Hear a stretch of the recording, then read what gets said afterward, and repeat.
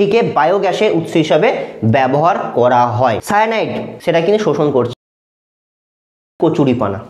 কচুরিপানার যদি আমরা বলি ব্যবহার বা উপকারী গুণ, অপকারী গুণ পরে আসছি, উপকারী গুণগুলো আগে বলি।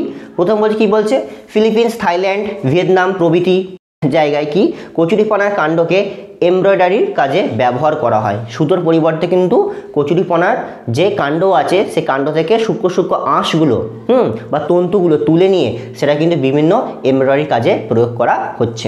2 নম্বর ব্যবহার কি বলছে, নাইট্রোজেন থাকায় প্রচুর পরিমাণে এটিকে বায়োগ্যাসের উৎস হিসাবে ব্যবহার করা হয়।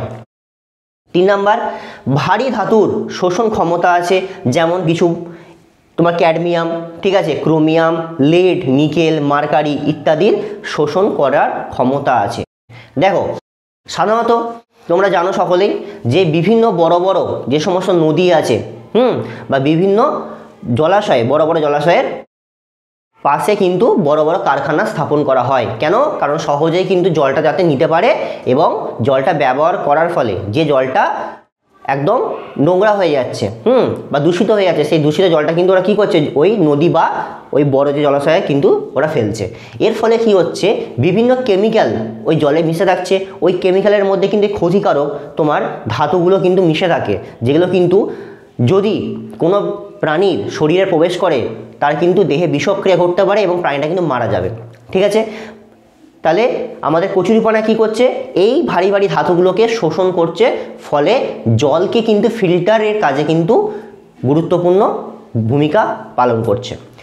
এছাড়া কি বলছে 4 নম্বর, কয়লার খনি থেকে নির্গত যে বিষাক্ত সায়ানাইড সেটা কিন্তু শোষণ করছে। তোমরা জানবে হয়তো যে সায়ানাইড হচ্ছে পৃথিবীর মধ্যে সব থেকে ক্ষতিকারক একটা বিষ।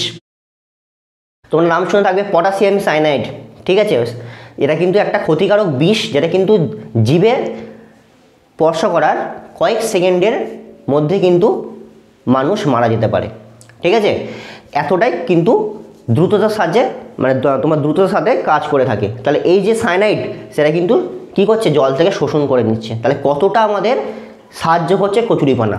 তাহলে বলবে স্যার, তাহলে কচুরিপানা যখন এতই আমাদের গুরুত্বপূর্ণ ভূমিকা পালন করছে, তাহলে আমরা কি করব, পুকুরে নদীতে আমরা কচুরিপানায় চাষ করব। কিন্তু তা নয়, যেমন কিছু গুরুত্বপূর্ণ ভূমিকা আছে তেমন কিন্তু আমাদের কিছু ক্ষতিকারক ভূমিকাও কিন্তু এ করে থাকে। মানে তোমার কচুরিপানার কিছু ক্ষতিকারক দিকও আছে। যেমন কি, দেখো সাধারণত জানি কোনো বয়ে যাওয়া জলে তোমরা দেখে থাকবে, গঙ্গায় যদি কখনো স্নান করতে যাও দেখবে কচুরিপানা কিন্তু এক জায়গায় আবদ্ধ হয়ে আছে।